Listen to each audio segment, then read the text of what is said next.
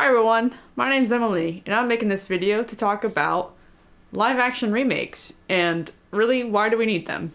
Because I don't think we do.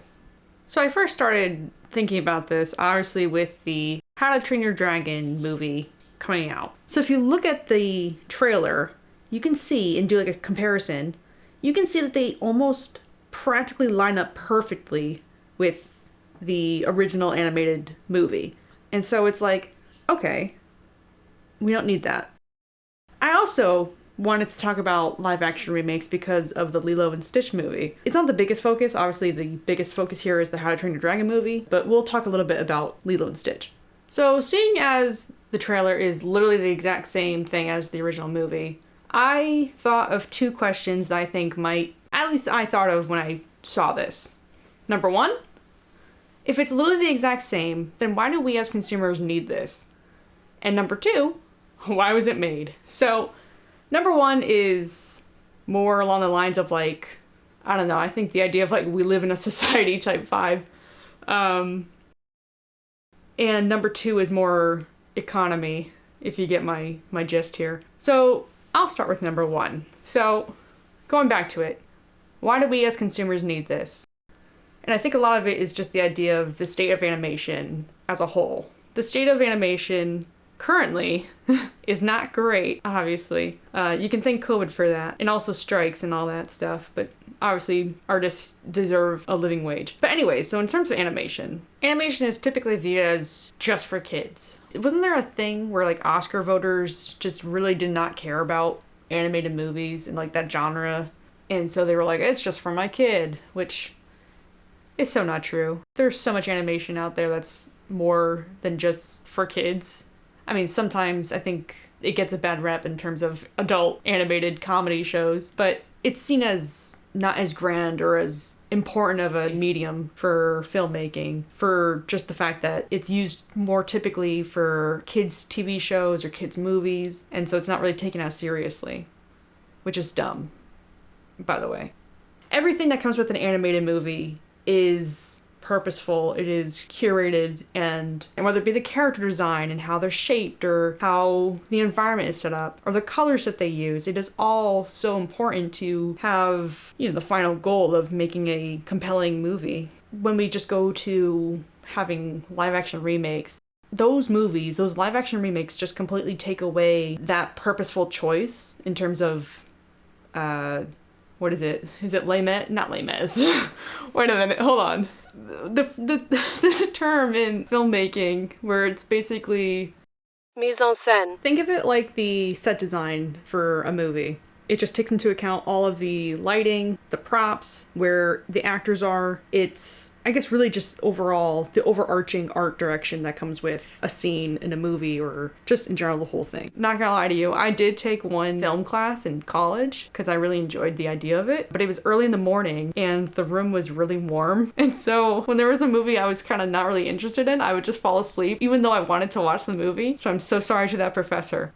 Anyways, yes, these movies take away that specific choice in that art direction that really, again, takes away the charm of the original animated movie. The big idea here is that animation as a medium is totally undermined and is therefore seen as an afterthought to those higher ups who just want to make more money, which I guess that kind of answers the next question, but we'll get to that. And so basically, to get more money, they'll just take classics and just make cheaper and more stale versions of them for profit. And obviously, the animation industry does not deserve that. It deserves to have the support of original ideas and just more creative freedom to be able to pursue those ideas.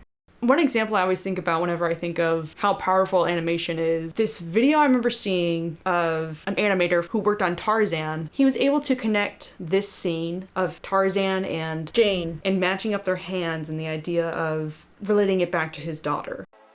The scene where Tarzan meets Jane face to face is a moment where he discovers someone like him. You have to express it in the eyes, and I tried to find a moment in my own life when I had seen and discovered somebody like myself for the first time. And I remember my daughter Claire being born, 30 seconds old. The doctor puts her in my hand, and I looked, and it was like a mirror. I could see myself. And I told Claire, when you see this scene, Claire, that's not Tarzan looking at Jane, that's me looking at you. These are the things that make Disney animation real for us, is taking our own life and trying to put that up onto the screen so the audience feels it like we did. I think things like that make animation special. It's times like that where I just get really annoyed with people dissing animation just as like a lesser medium. So as I kind of got my opinion piece out there, I guess I can finally answer, why do we as consumers need this? The final answer is, we don't need a live action remake. I probably should have worded this question as, do we as consumers need this, instead of why do we need this technically, but I wanted to give my overall opinion and stuff. Anyways, as I've been researching for this video, I actually saw that the new How to Train Your Dragon movie remake is actually pretty decent, which, alright, that's good for the people who worked on it. But at the same time, the act of turning great animated movies into rehashed live action movies totally takes away the creative act of filmmaking in general.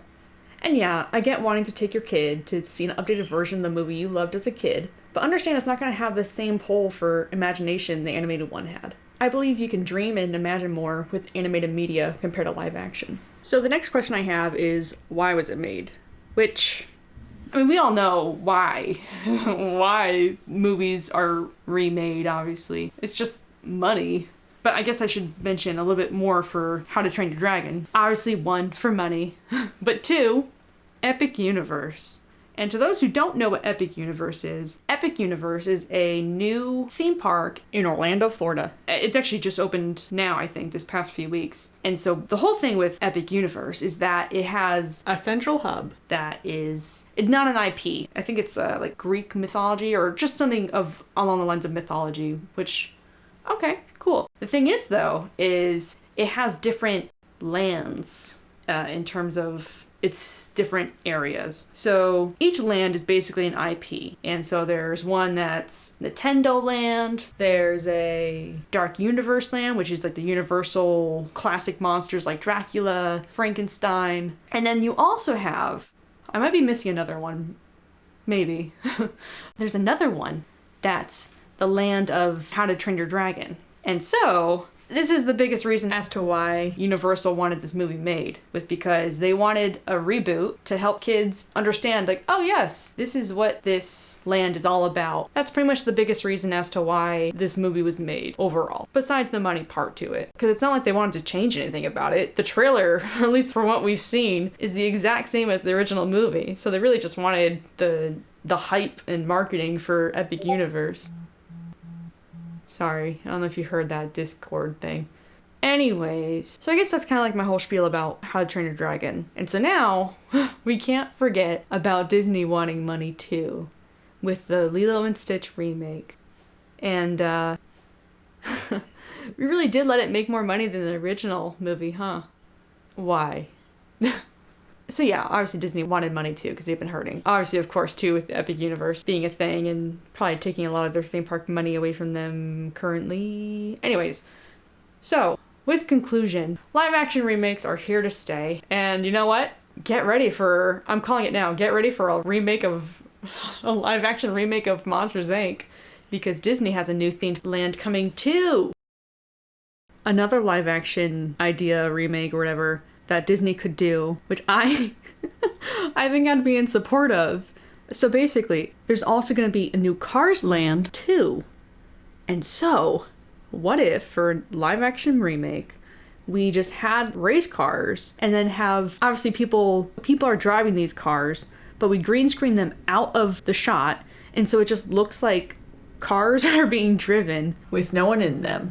To stay true to live action remakes, we'll take away any sort of charm that these cars have by making them not emote like at all, and you just hear car noises. I think that'd be a great idea. Get on it. Also, yes, as a closing remark, screw generative AI. It's not great for artists. It sucks a lot. But anyways, yeah, so I hope you liked this video. It's a quick one, sorry. I should be back with another video another time. Also, happy Pride! Bye!